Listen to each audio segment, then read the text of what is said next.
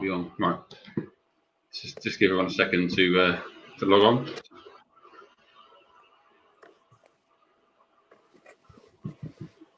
Oh, no one's logging in. 2 people, good. Right. Let's see my phone there. Let's see what's going on.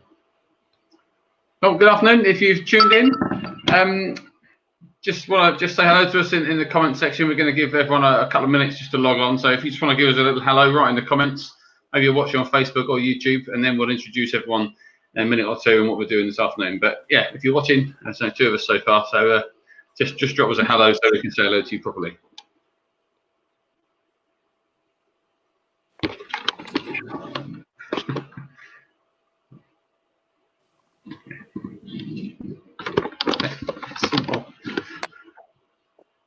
So in a minute, Emma's going to be speaking about children's mental health, but that will be coming in a second or two, just as we let people log on.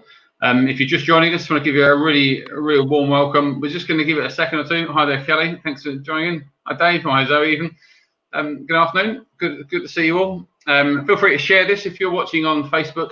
You might want to share it, even start a watch party, which is really good, and then that means other people see what's happening a bit better than just sort of finding it organically themselves. So feel free to do that in the next couple of minutes. We're just going to leave it a minute or two, and then we're going to introduce Emma, and then Emma's going to share with us for about 10 minutes or so, and then there'll be a chance to ask questions. So I hope you're well. I hope you're enjoying the, I wasn't saying sunshine, but it's not sunny at all, sadly. In fact, it's cold.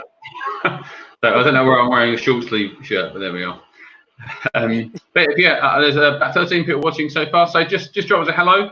So it's good to have Kelly and Zoe with us so far. Just want you to just say hello to us and say hello to each other, and just while we're getting sorted out. But in a few minutes we'll start. We'll just give it a minute or two, and then we'll crack on. I'm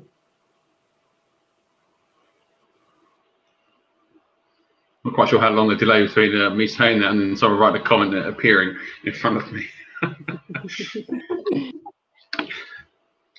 Just while everyone's sort of getting ready, just to explain, so we're hoping to do this every single Tuesday at 1 o'clock, and although that's the sort of time we've sort of vaguely plucked from the air to try and do this, you can re-watch things on our YouTube and Facebook page. We've got a church Facebook page, which obviously you can see the logo there, and if you're watching that way already, and we've got a YouTube page, which is SEC Church, and then you can watch on YouTube. In fact, all the things we do are on there, but our community connections are on there as well. We did one about debt last week, and you can rewatch that as well, and that's really informative. And we're going to be covering lots of things over the next few weeks as well, so you can watch them. Hi, Gwen. Good to have you with us. Thanks for coming. Right, let's just give it a few more seconds, and then we'll start. But yeah, just get settled in. You might have a cup of tea, ready to listen. It's good to have you all with us. And then the 3 of us are all hoping that no one interrupts whilst we're on camera, and no stray children or lumps of wood falling on us or anything like that. So, but that's a different story for another time. Lovely. Okay, so we're gonna start because we're about 3.5 minutes in. So let me give you a really warm welcome. My name's Gary. I'm the minister of Selby Church, and Georgia, do you want to introduce yourself? Yeah, my name's Georgia, as Gary just said, and I'm part of the leadership team at SECC. Thank you so much for coming, Emma, to share some of your knowledge with us. We really appreciate it. Yeah, just hope that your questions get answered today. Some of them, anyway. We know it's not a lot of time, but. Right, thank you for having me. I'm looking forward to it. Yeah, do you want to introduce yourself, Emma, and then I'll say a bit more about what we're doing this afternoon? Sure. So my name's Emma Selby, and I'm a clinical nurse consultant in children's mental health, which is effectively a overly fancy way of saying that I'm a mental health nurse, and I work in children and adolescent mental health services. So I typically work with children from sort of birth right through to the age of 18, and their parents and families, looking at various different mental health conditions across the spectrum. So everything from children's well-being right through to self-harm and suicidal ideation. So we're very fortunate to have Emma with us this afternoon. So thank you for giving up the time to spend it with us. So the way community connections work is it's obviously fairly high level, but what we want to do as a church is we're conscious people are going through a lot of things because of COVID-19, and probably existing issues are being exacerbated and probably creating new ones in people's lives. And so we just wanted to bring a bit of practical advice. So we had something on debt last week, which you can still catch up and watch on our Facebook page and YouTube page. And of course, Emma's talk will be on there as well for forever probably. And going forward, we'll have lots of other practical and things around the emotional needs as well. So the idea is that for 10 minutes, Emma's going to speak, and then if you've got a question, we'll ask it on your behalf. So if you have a question that you particularly want answered now, as she's speaking, just write it in the comment section, and me and Georgia are going to drop off, and we're going to make a note of the questions and try and ask as many as we can at the end. And then that's pretty much it. So we're going to get out of the way, and we're going to let Emma get on with it, because she is the expert. So I hope that makes sense. So if you have any comments or questions you've got, just type them in the comments, and at the end of Emma's talk, me and Georgia will ask them on your behalf. Okay, so over to you, Emma. Thank you very much, and we'll get out your way. All right, brilliant. Thank you very much, guys. So like I said, I'm really excited to be here today and speaking to you guys. Yes, if you do have any questions as we go along, please do pop them in the comment bar, and I will try and make sure that I get around to all of them during this video. So the guys asked me to come along today and talk a little bit about children's mental health and actually how everything that's happening around us is affecting children's well-being and the kind of things that we could be looking out for.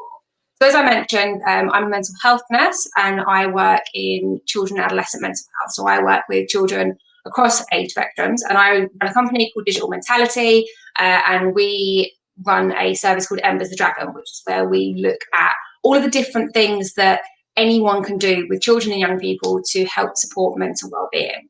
And obviously we're seeing a lot more parents who are quite concerned about how COVID-19 might be affecting young people. So particularly thinking about schools are starting to reopen, and we're hearing quite conflicting messages on the news. And frankly, it's a stressful, anxious time for all of us, and children are no exception to that. One of the things that we are seeing a lot of is that parents are saying they're seeing behaviours that perhaps they aren't used to seeing from their children, particularly younger children. And what we know is that sometimes we don't have words to communicate how we're feeling. We're more likely to communicate a difficulty through behaviour. So we've been saying a lot to parents, it's quite natural to see changes in your children's behaviour, and that's possibly their way of communicating to you that something in their environment isn't feeling right. And that's not exclusively to sort of young 3-5-year-olds, you know, teenagers. They can let you know through their behaviour that they're not feeling good right now as well. You know, if they've maybe become more withdrawn, or perhaps they're spending more time on their own. These can all be ways of letting you guys know that they're just not feeling right about everything that's happening around them. Sometimes words are the last thing we find to describe happening. So if you find that you've got children and perhaps their behaviour has changed, perhaps they are looking for more affection than usual, or perhaps they are playing more isolated than usual, this could be an indicator to you that they're just picking up on all of the stress and anxiety that is going on in the world at the moment. And it would be perfectly natural for them too. I can't stress that enough. It's okay to not be okay about what is happening.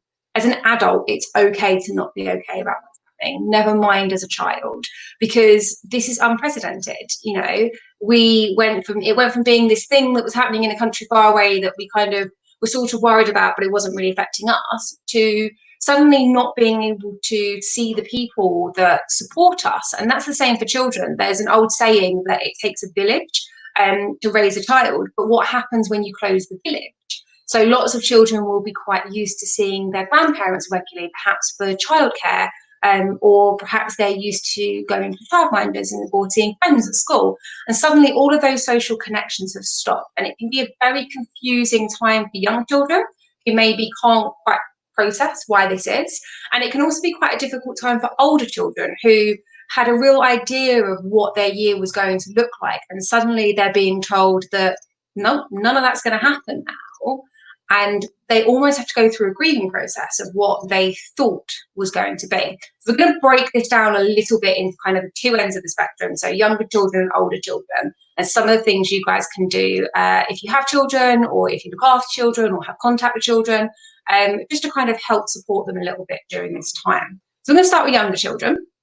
With younger children, as I said, we tend to see changes in behaviour more through their play and the way they interact with us as a way of communicating how they're feeling. This is not because they're being bad for the sake of being bad. Children are not inherently bad. Children just communicate through behaviour because they learn from a very young age as a baby that certain behaviours will get needs met. That is just pure human growth. So what we're seeing a lot with young children is some changes in play. So you might notice that your children, if they're doing imaginative play, have brought in more examples of death or more examples of illness. That happens quite a lot. Or you might find that your children are wanting to play with you more, or the opposite end of the spectrum, that actually they don't really want anyone touching their stuff or playing with them because they're kind of getting out of that habit.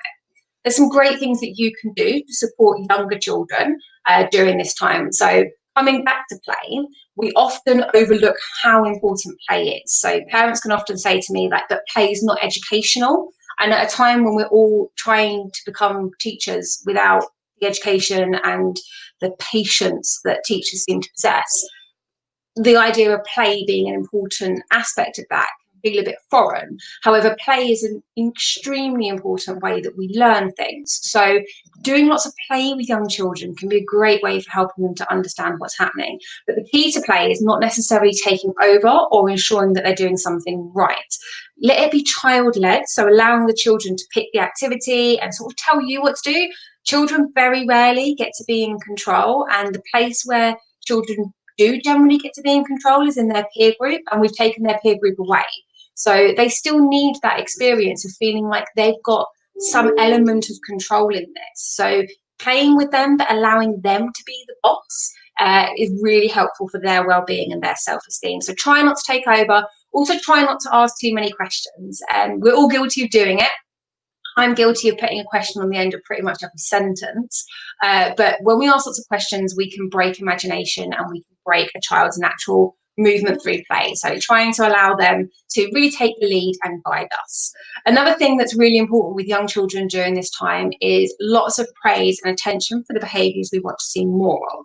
So we call this positive attention or positive reinforcement, and this is where we're looking at giving lots of praise. So that might be verbal praise like well done, good job. It might be specific praise like well done, thank you very much for tidying up your bedroom, that makes me really happy. Or it might be physical praise like a high five or a hug. So all of that praise is really important for reinforcing a behaviour we would like to see more often. So, you know, we might be looking to see more sharing with siblings. We might be hoping to see more indoor voices, particularly when we're on video calls. Or, we might be wanting to see young people playing nicely, and they're all things that we can praise more. The more we pay attention to a behaviour, the more likely we are to see it, because if it gets their need met, the more likely they are to do it. Whereas if we ignore behaviours we don't want to see so much of, we're less likely to see it. So that's really important at this time. And just using crafts and space to allow children to explore and communicate how things are happening for them. On the flip side of that, when we're looking at slightly older children, so we're looking at teenagers, tweens, or older teenagers, there are some other different strategies that we can use to support them if they're finding this time quite difficult. So the first thing that I say is, again, it's okay to not feel okay. A lot of teenagers have been saying to us that actually they know there are bigger things going on in the world right now than their exams getting cancelled or then prom getting cancelled, but actually that was the biggest thing in their world before this happened, and now they're being told it's not a thing anymore. And they've spent their whole educational career building up to exams to be told, nah, they weren't as important as we made out, they were. That's what the message sounds like to them at the moment. So we have to allow them that time to be angry, to be upset, and to go through the grieving process, because this is what they've built their identity around, and we've taken it away for the right reasons, but it doesn't mean they're not entitled to be upset. There are things that we can do to support young people who are feeling stressed, anxious, or just generally a little bit low in mood. One of my favourite activities is looking at music.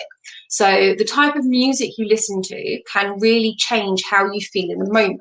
So the tone, the pitch, and the lyrics all help change our emotional state.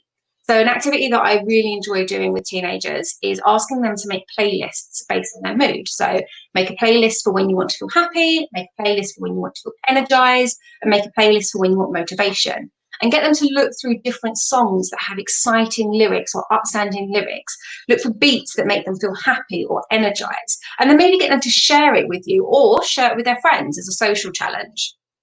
Another really lovely activity to do with children, but also as a whole family, is think about the way that we talk about ourselves. Our internal voices are our own worst critics. We are never nastier to anyone than we are to ourselves. And that's the same for teenagers. So, you know, we're all guilty of giving ourselves a negative pep talk. You know, oh, I actually managed to get up today. Or, you know, I kind of sort of got dressed today. You know, we're not positive about ourselves. So a lovely activity as a family is a positive talk jar. So at the end of each day, when you're all together, whether that is during dinner or watching TV at the end of a day, everybody can write down on a slip of paper one thing that they felt they did really well today. Okay? And it can be anything. It can be, I woke up energized this morning. It can be, I made a really good cup of tea, or, you know, I offered something to a friend, or I called grandma on Zoom. It can be anything, but something that you did well today, and pop all of those slips of paper in a jar. Then at the end of this, when things are starting to change and going back to how things were, or maybe at the end of the year as a way to celebrate the year, or just when you're having a really bad day, you can get all of those slips of paper out the jar and look at all the amazing things you guys achieve on a day-to-day basis. Finally, if you do find that you have young people in your home who are finding this difficult and are looking to talk to somebody outside of the family network, there are amazing apps and helplines that you can use. I know the guys are going to pop some of those apps and helplines in the comments and some links that I've put together. I've got a couple of personal favourites. So Wysa is an artificial intelligence chatbot that is recommended by Orca, which is a system that reviews apps on behalf of the NHS for their safety. So Wysa is a lovely app for encouraging young people to just talk about how they're feeling and try some different self-help strategies that can be helpful. Another really nice app is Calm, which can be great if you're feeling low in mood or if you're feeling a little bit depressed. And Calm Harm is a wonderful app if you have any concerns about self-harm and can be an excellent resource to use. They're all great apps. They all have excellent clinical safety. Most importantly, they're all free, which is lovely. So I know the guys are going to put some links out to that. There are also some wonderful helplines that you can access, including a parent helpline, which is run by Young Minds. And I know the team have got the number for that. And I can just see in the comments, it's just popped up. So I know the team are sharing that at the moment. As I said, it was lovely to be here with you guys today. And I'm happy to answer any questions that you might have or come back and do another video on a more specific area. But the message that I would leave you with today is that sometimes during these phases of lockdown, it can feel like young people and children are being overly frustrated with us or tense, and we're just not quite sure the right word to say. And my parting message to you guys is that there is no right word. There is nothing that anyone can do or say that can make COVID less scary, because frankly, it's a scary time. But what we can do is listen, not just to the words that our young people are using, but to the way they're communicating to us through their behaviours, to their facial experiences, to everything that they're doing, and let them know that regardless of how they communicate for us, we'll be here. So I'm going to turn it over to questions now. I can see that we've had one come through. Is there evidence that the use of these online support services are being used more at this time? Francis, thank you for that. Yes, it's an excellent question. And I can say that, yes, we do know that there is an increase in the number of access to online support services, and that the government are actually funding some of these apps to try and provide free support to, particularly to teenagers, during this time, because we know that their access to school counselling is reduced. So one of the apps that I mentioned, for example, Wysa, they've just been funded to provide free support to all secondary school students right up until the return of school counselling, and more information can be found about that on their websites. And part of that will be looking at how young people increase their use of digital tools. We do know through previous research that young people, when looking for help for themselves, are more likely to Google their symptom before they talk to anybody. So young people have always been more likely to go for online resources. But yes, the team that work behind apps such as Me Too, Calm Harm, Clear Fear and Wysa have all noticed a big increase in the number of people accessing online support at the moment. Anybody got any other questions that I can answer while I'm here with you today?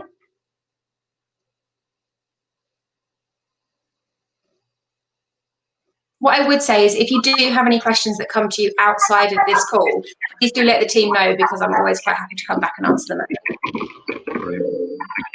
Thank you. We just give everyone a chance to, so I'm just writing things in the comment section. I shouldn't do two things at once. Thank you, it's really brilliant to hear that. If you've got a question, I might just ask a couple.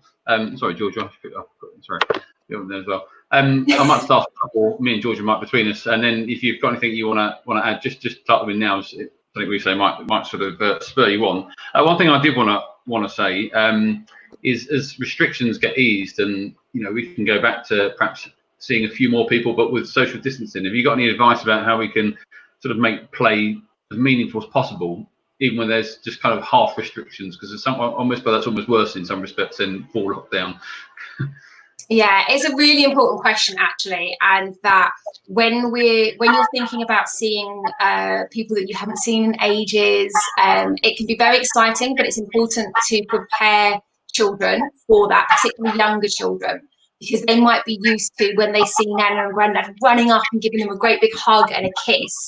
And when Nana and Grandad respond by going, if we haven't prepared the child that running up and giving someone a hug and a kiss will, and lots of grandparents want to hug and kiss back, but they kind of want mum's permission, and it's all a bit awkward social interaction. And if we haven't kind of warned children that that's coming, they can sometimes either find themselves getting in trouble for something that before COVID we would have praised, like sharing their half-eaten lollipop, or they can find themselves feeling rejected because their hugs and their kisses haven't been responded to. So before you go on any visits, as part of lockdown easing, really try and have an open conversation with children about the fact that the way we interact is slightly different. It's not a reflection on them. It's because even though we can see people, we still have to try and stay a touching distance apart. Explaining a 2-meter rule to a 4-year-old is not necessarily that helpful. So we do the mummy one. So if you're walking like a mummy, if you can't touch each other, you're okay. That's good. So sometimes play that one with children. There are great games that you can play when you meet family members that don't involve you being too close. So rolling a ball to and fro each other, and having a story on the end of that. So sort of saying, if you catch the ball, you have to tell us your favourite memory from lockdown, those kind of things. They can be lovely activities to do, as can doing colouring. And, we had a party in the garden the other day with just throwing paper aeroplanes at each other. We all designed paper aeroplanes, put little messages on them, threw them around the garden. That sounds fantastic. There are two questions. Do you want to answer those? Yes. So I've got another question from Francis. Are we anticipating an influx of referrals post-COVID?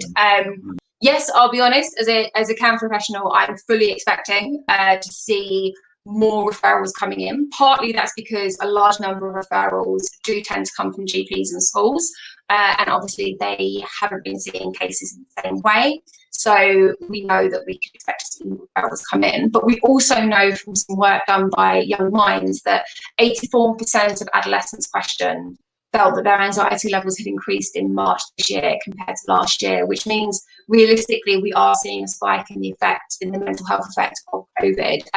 And professional colleagues of mine will refer to it as the second tsunami wave, where we're looking that actually there will most likely be an increase in the mental health referrals that come through this year. And I think the government are realising that and are beginning to start thinking about how they're going to meet that by using digital tools, because the capacity that was in the system prior to COVID is unlikely to be able to support in the same way after COVID.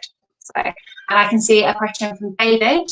If a child is having a very sad feeling day but doesn't open up about it, what might my advice be? So it's quite common, particularly I can note that, for example, a 16-year-old. So as I said, words are often one of the last things that a child will use to describe how they're feeling. You're often likely to pick up on changes in behaviour first.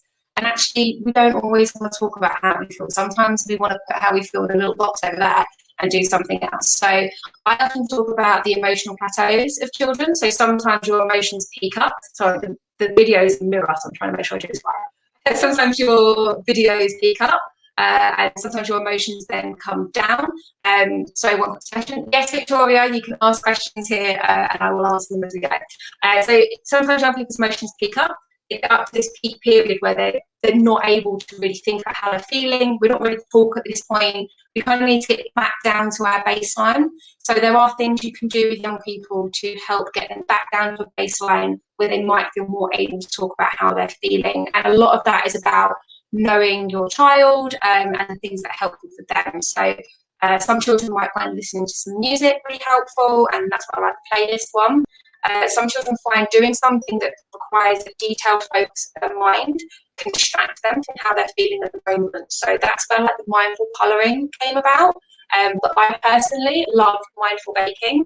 So if I'm icing cakes or icing biscuits, it's really hard to let my mind ruminate or focus on other things because I've kind of got to focus on what I'm doing right here. That can be a great way to come back down to a baseline. And once you're at baseline, it's a lot easier to then start having a conversation. So that can be really helpful.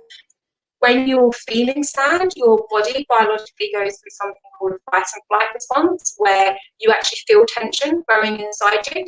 And for some young people and adults, I should say, this applies differently, doing something physical really helps with that. So, you know, running up and down really fast on the spot for 10 minutes, or going for a quick jog, or you know, dancing crazy with your hoover. You know, just getting some physical movement can help shake those funny feelings off, and then you feel more able to talk about how you're feeling in the moment. But don't panic too much if they don't want to open up right now. Try some distraction techniques and distancing techniques with them. And what you'll often find is that young people, once they're back on baseline, as long as they know that you're there to listen, that can really help. What I would say is if you're trying to engage a young person in a conversation that feels a little bit difficult, like talking about how they're feeling, it's not always that helpful to sit face to face over a very serious conversation because it feels really like sometimes taking the dog for a walk, going for a stroll, doing, you know, each other's hair or kicking a football around, doing an activity that means they've not got to maintain eye contact.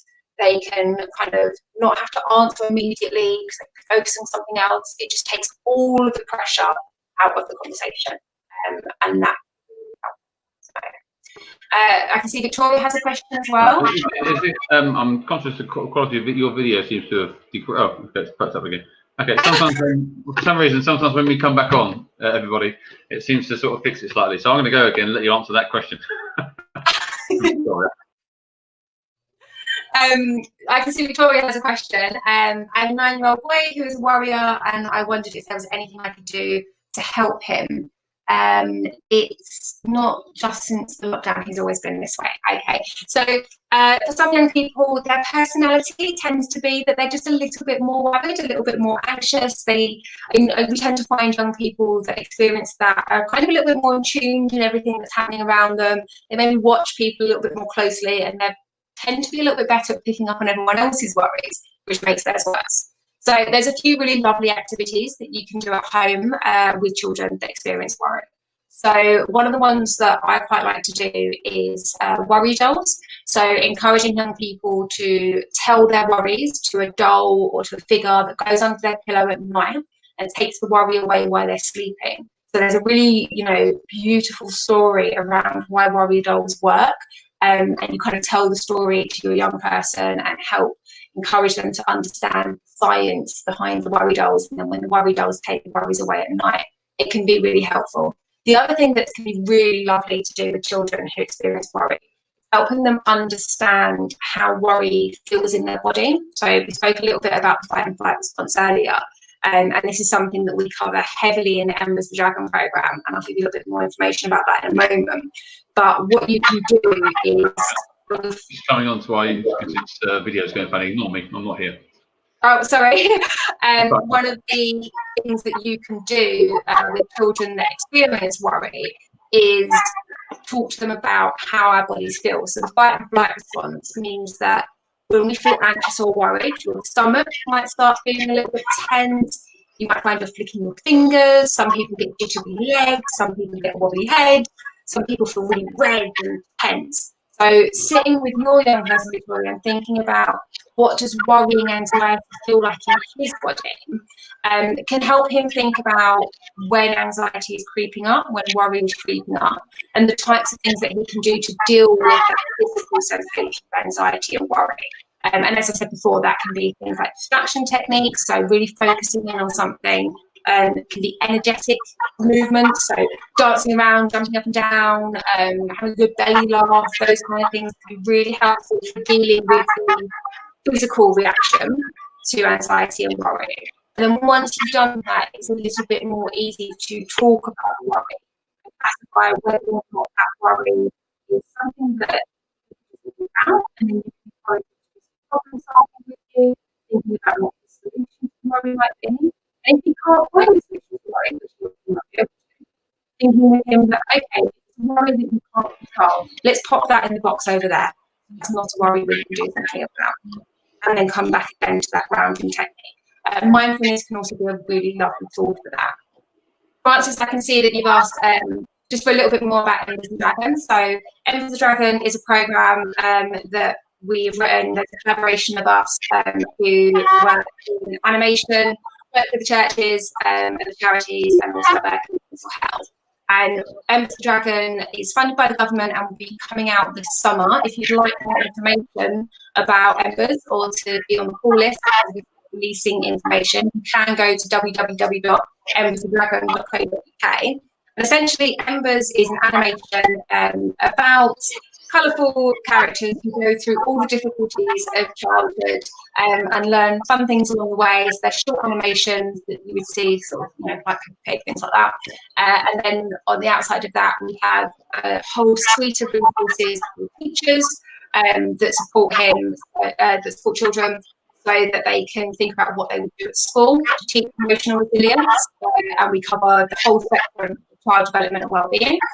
And then there's a whole suite of resources for parents that were written by myself and some other clinical colleagues, where we talk about all the things that we would recommend to parents as part of wellbeing for small children that we do in CAMS. Some of the things that we talked about on the talk today, with workbooks and downloads and packs that you can get to do with your children. Help them learn more about how emotions affect how we feel and how we develop. So all of that is coming out this summer as part of the government's response to COVID. And as I said, if you sign up to details on the website, you can get more information as that goes live. But we're expecting it to go live in August time. And there is a specific hack in there as well for anybody that's got 4-year-olds that start in school in September. They're a little bit panicky about how preparation for that looks, because that's a whole other can that people are a bit nervous about. So there's lots of details about that on there as well. Brilliant. Sorry, I apologise. I keep jumping off and going back again, but just the video seems to be getting funny. Stuart's asked a question: can Embers pilot? Can individuals do it and families as well?